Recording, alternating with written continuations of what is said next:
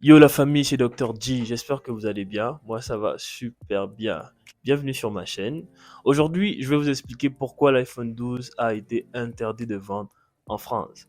Petite seconde de silence pour mes frères et sœurs qui viennent d'acheter leur iPhone 12 brand new dans le carton et qui ne peuvent plus l'utiliser maintenant, malheureusement. Je pensais même à acheter mon iPhone 12 en 2025, mais bon, malheureusement, c'est plus possible. On ne rit pas du malheur des autres. Ça pouvait arriver à n'importe qui. Peut-être même mon téléphone, j'utilise un iPhone X, peut-être même mon téléphone sera. Ils vont aussi bientôt dire que c'est plus possible de l'utiliser d'ici quelques temps. Alors, pour ceux qui ne le savent pas, l'iPhone 12, c'est le dernier smartphone Apple qui utilise la 5G. Il est censé apporter une connexion plus rapide et plus stable comparé aux autres iPhones qui utilisent la 4G, quoi. Mais le gros problème, et que moi aussi j'ignorais complètement, c'est qu'il y a un gros impact sur la santé en utilisant la 5G. Parce qu'il utilise des fréquences plus élevées et on est alors plus exposé aux ondes électromagnétiques et tout ça. C'est du chinois, les gars. Mais hier, vous avez compris le contexte d'une certaine façon, c'est que la 5G est dangereuse et la 4G est cool. Façon de parler. Alors, on comprend par ça que les ondes électromagnétiques délivrées par l'iPhone 12 ont des effets néfastes sur la santé, tels que les maux de tête, le stress, le risque de cancer. Donc, c'est pas seulement l'iPhone 12, les gars. C'est aussi une raison pour laquelle on ne dort pas avec des appareils sur le lit, tels que le téléphone et l'ordinateur. Je me parle à moi-même parce que je fais ça tout le temps. So, yeah. Les ondes électromagnétiques peuvent avoir des effets néfastes sur le corps humain. So, si vous avez les maux de tête un peu tout le temps, c'est l'iPhone 12. Si vous avez le stress, c'est l'iPhone 12.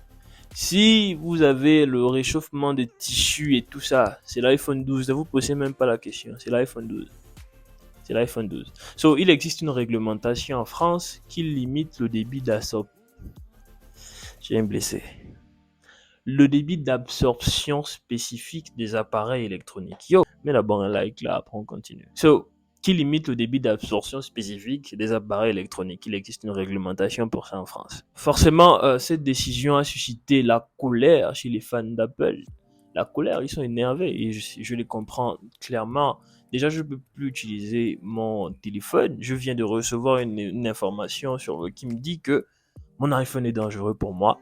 Ça peut me causer des maux de tête. Ou bien voilà, j'ai des maux de tête tous les jours à cause de mon iPhone. J'ai des irritations cutanées à cause de mon iPhone. Je me sens un peu stressé à cause de mon iPhone. Recevoir cette information, c'est déjà chaud. Et après, on me dit encore que si j'utilise mon iPhone dans la rue, j'ai une amende de 75 000 euros. Il y a de quoi être énervé. Je pense qu'on va tous passer au Samsung. Après, il existe d'autres appareils. Si on veut profiter de la 5G sans pour autant mettre nos vies en danger ou bien du moins réduire le taux d'absorption spécifique des appareils électroniques, on peut utiliser le Samsung Ultra S21, publicité gratuite, mais c'est pas grave. Voilà, c'est pour la santé de tout le monde. Le débit d'absorption est super low, il y a une super bonne qualité, on n'aura pas le choix. Pour les gens attachés à Apple comme moi, bah, on va rester sur l'iPhone X alors, qui a un débit d'absorption bas comparé aux autres appareils électroniques. Il faut noter que ce n'est pas seulement l'iPhone 12 qui a un impact sur la santé. Tous les appareils électroniques qui utilisent cette technologie ont un impact sur la santé. Risque de cancer, réchauffement des tissus, stress. C'est pour ça qu'il existe cette réglementation concernant l'absorption spécifique des ondes électromagnétiques. J'ai bien dit ça cette fois, l'absorption. Il existe des gestes tout simples pour limiter notre exposition à ces ondes électromagnétiques. Éviter de mettre son téléphone à l'oreille lors d'un appel. Ne pas garder son téléphone trop longtemps dans sa poche. Utiliser des kits sans fil. Utiliser le Wi-Fi comparé au réseau mobile. De plus, les effets sanitaires de la 4G et la 5G à long terme bien sûr ne sont toujours pas bien connus, ce qui demande de nous une certaine précaution dans l'utilisation de ces technologies. Voilà les gars, c'est la fin de la vidéo. Si vous avez aimé, n'oubliez pas de partager, de lâcher un like, de vous abonner et voilà, on se voit sur la prochaine vidéo. On est ensemble.